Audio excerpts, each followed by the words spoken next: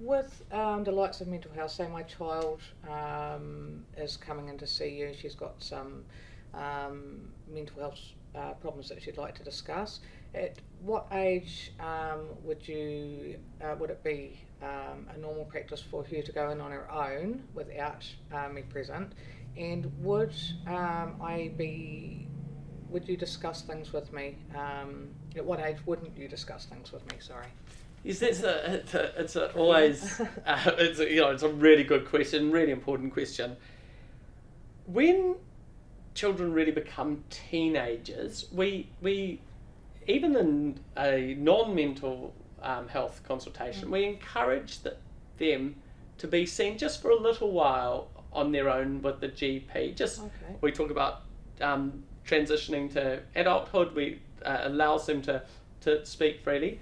If say you're a teenager, if we had done that, we would tell them that what they tell us is confidential unless they are going to harm themselves or harm another person. And then we would need to talk to a colleague.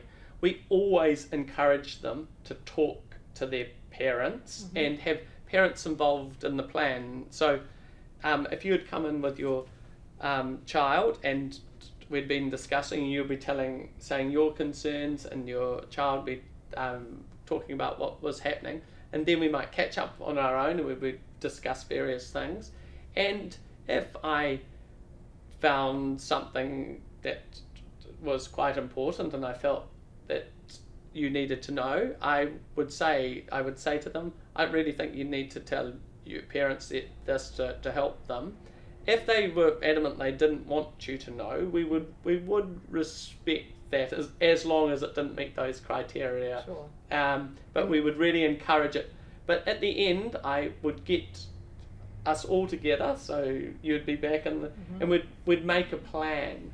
But that plan would have already been discussed with your child, just to make sure that they were happy with everything, and we'd have set out a safety plan as well. So if things weren't going well, what we should be doing. So everybody would be. Children and teenagers sort of get more and more independent as they get older, but the support of the family is always really important. So we encourage that because that's all part of getting better, basically. Of course. Yeah. So just to think about, say, a 13-year-old could come to you on their own without their parent knowing and see you regarding a health condition, and the parent doesn't need to know if it wasn't anything that was going to be self-harm or in danger. Especially if they've told us they don't want their parents to know. So if otherwise, we would say, because we do have people at our practice, we're right next to a high school. And so they actually just come in after school for something, and I would say, well, do you want me to? I can just send a message to your parents, just say what we've found, if you like. That's easier. And often they do, because I might send a link to whatever's going on, just so it's explained well. But so that's the majority of the cases. It's only if the child has said that they don't want their parents to ask. When I've gone to the GP and for a routine visit with my child, and they've asked to see them on their own first, what's that about? Like, why?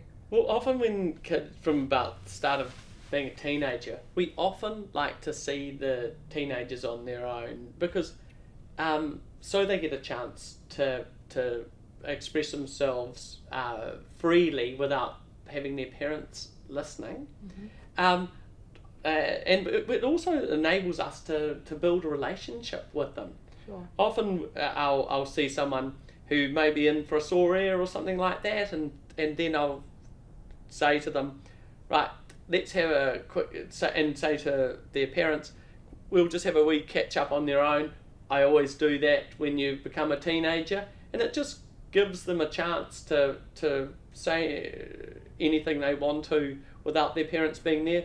But it also allows us to create a relationship. So down the track, if there is something going on and they want to talk to me about it, they know that they can trust me. They know about the confidentiality, that what is said in that when we're talking on our own, I'm not going to tell their parents unless they're going to harm themselves or harm another person, and then I wouldn't be I would be talking to a colleague about that. Yeah. Oh, that's great. Yeah. Yeah. Well, it's having someone else that they can go to and trust and know that they're going to get good advice and it's confidential. Yeah. You know, like that's really important for children, I think, because not all kids have an auntie or an uncle or a big brother or whatever to go to. So I think it's important that they know that they can go to the GP and they don't have to say, Mum, can you book me an appointment for the GP? I'm not telling you what it's for. They can just do that on their own and discuss what they need to discuss. Yes.